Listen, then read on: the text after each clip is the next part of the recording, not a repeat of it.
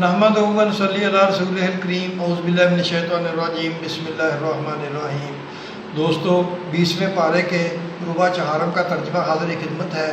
یہاں سے سورہ عنکبوت جو ہے یہ شروع ہوتی ہے۔ بسم اللہ الرحمن الرحیم، شروع اللہ کا نام لے کر جو بڑا مہربان نہایت رحم والا ہے۔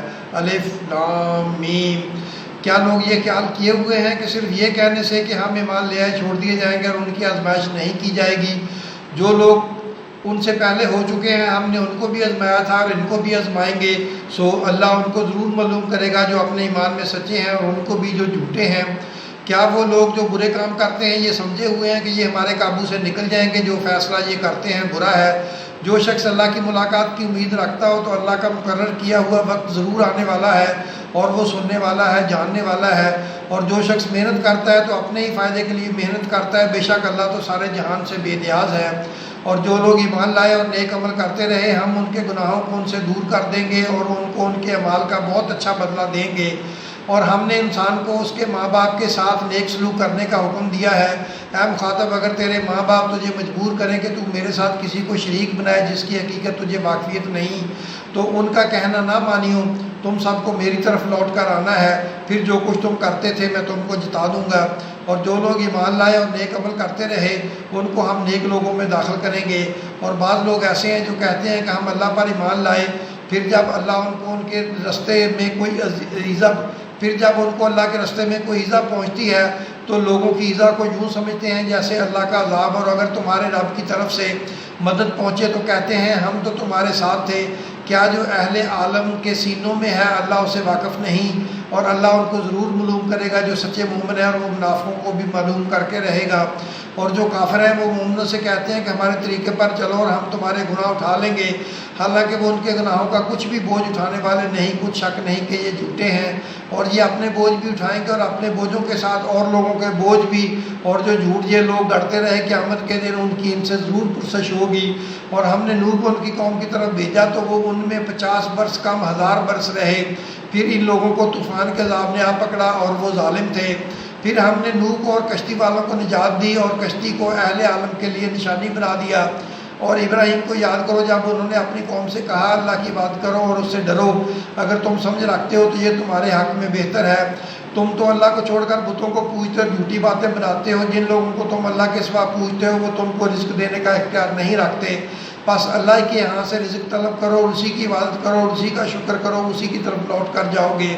اور اگر تم جھٹلاتے ہو تو تم سے پہلے بھی امتیں اپنے پیغمبروں کی تکذیب کر چکی ہیں، اور پیغمبر کے ذمے کھول کر سنا دینے کے سوا اور کچھ نہیں۔ کیا انہوں نے نہیں دیکھا کہ اللہ کس طرح خلقت کو پہلی بار پیدا کرتا ہے پھر کس طرح اس کو دوبارہ پیدا کرے گا؟ یہ اللہ کو آسان ہے۔ کہہ دو کہ ملک میں چلو پھر اور دیکھو کہ اس نے کس طرح خلقت کو پہلی بار پیدا کیا، پھر اللہ دوسری بار بھی پیدا کرے گا۔ بے شک اللہ ہر چیز پر قادر ہے۔ وہ جسے چاہے عذاب دے اور جس پر چاہے رحم کرے، اور اسی کی طرف تم لوٹائے جاؤ گے۔ اور تم کو اس زمین میں اور تم اس کو نہ زمین میں عاجز کر سکتے ہو نہ آسمان میں، اور نہ اللہ کے سوا تمہارا کوئی دوست ہے نہ مددگار۔ اور جن لوگوں نے اللہ کی آیتوں سے اور اس کے سامنے حاضر ہونے سے انکار کیا وہ میری رحمت سے نا امید ہو گیا اور ان کو درد دینے والا عذاب ہوگا۔ تو ان کی قوم کے لوگ جواب میں بولے تو یہ بولے کہ اسے مار ڈالو یا جلا دو، مگر اللہ نے ان کو آگ میں جلنے سے بچا لیا۔ جو لوگ ایمان رکھتے ہیں ان کے لیے اس میں نشانیاں ہیں۔ اور ابراہیم نے کہا کہ تم جو اللہ کو چھوڑ کر بتوں کو لے بیٹھے ہو تو دنیا کی زندگی میں باہم دوستی کے لیے، مگر پھر قیامت کے دن ایک دوسرے کی دوستی سے انکار کر دو گے اور ایک دوسرے پر لعنت بھیجو گے، تمہارا ٹھکانہ دوزخ ہوگا اور کوئی تمہارا مددگار نہ ہوگا۔ پس ان پر ایک لوط ایمان لائے اور ابراہیم کہنے لگے کہ میں اپنے پروردگار کی طرف سے ہجرت کرنے والا ہوں، بے شک وہ غالب ہے، حکمت والا ہے۔ اور ہم نے ان کو اسحاق اور یعقوب بخشے اور ان کی اولاد میں پیغمبری اور کتاب رکھ دی، اور ان کو دنیا میں بھی ان کا صلہ عنایت کیا، اور وہ آخرت میں بھی نیک لوگوں میں سے ہوں گے۔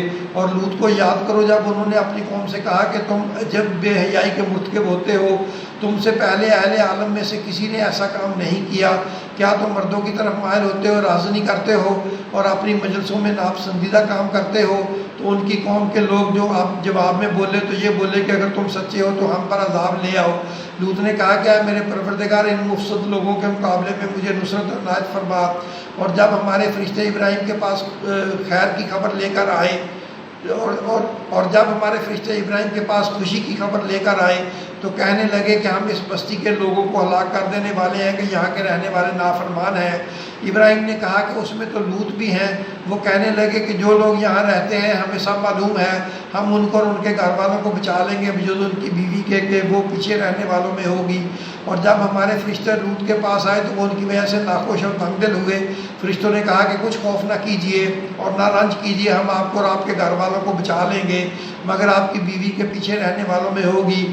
ہم اس بستی کے رہنے والوں پر اس سبب سے کہ یہ بد کرداری کرتے رہے ہیں آسمان سے عذاب نازل کرنے والے ہیں، اور ہم نے سمجھنے والے لوگوں کے لیے اس بستی کی ایک کھلی نشانی چھوڑ دی اور مدین کی طرف ان کے بھائی شعیب کو بھیجا۔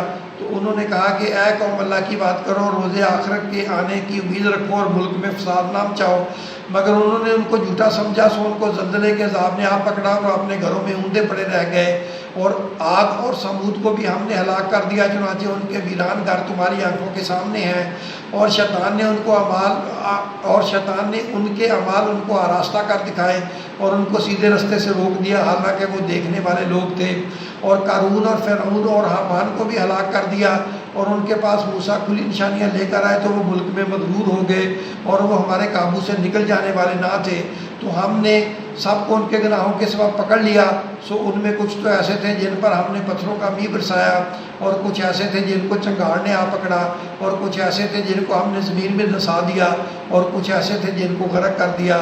اور اللہ ایسا نہ تھا کہ ان پر ظلم کرتا، لیکن وہی اپنے آپ پر ظلم کرتے تھے۔ جن لوگوں نے اللہ کے سوا اوروں کو کارساز بنا رکھا ہے، ان کی مثال مکڑی کی سی ہے کہ وہ بھی ایک طرح کا گھر بناتی ہے، اور کچھ شک نہیں کہ تمام گھروں سے کمزور مکڑی کا گھر ہے۔ کاش یہ اس بات کو جانتے، یہ جس چیز کو اللہ کے سوا پکارتے ہیں خواہ وہ کچھ ہی ہو، اللہ اسے جانتا ہے اور وہ غالب ہے، حکمت والا ہے۔ اور یہ مثالیں ہم لوگوں کے سمجھانے کے لیے بیان کرتے ہیں، اور اسے تو اہل دانش ہی سمجھتے ہیں۔ اللہ نے آسمان اور زمین کو حکمت کے ساتھ پیدا کیا ہے، کچھ شک نہیں کہ ایمان والوں کے لیے اس میں نشانی ہے۔ دوستو، اب 20ویں پارے کے ربع چہارم کا خلاصہ سن لیں۔ کیا لوگ خیال کیے ہوئے ہیں کہ یہ کہہ دینے سے کہ ہم ایمان لے آئے چھوڑ دیے جائیں گے اور آزمائے نہیں جائیں گے؟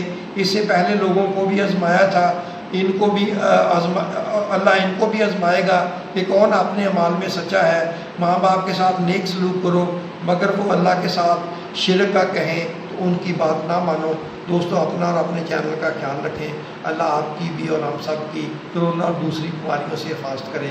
آمین۔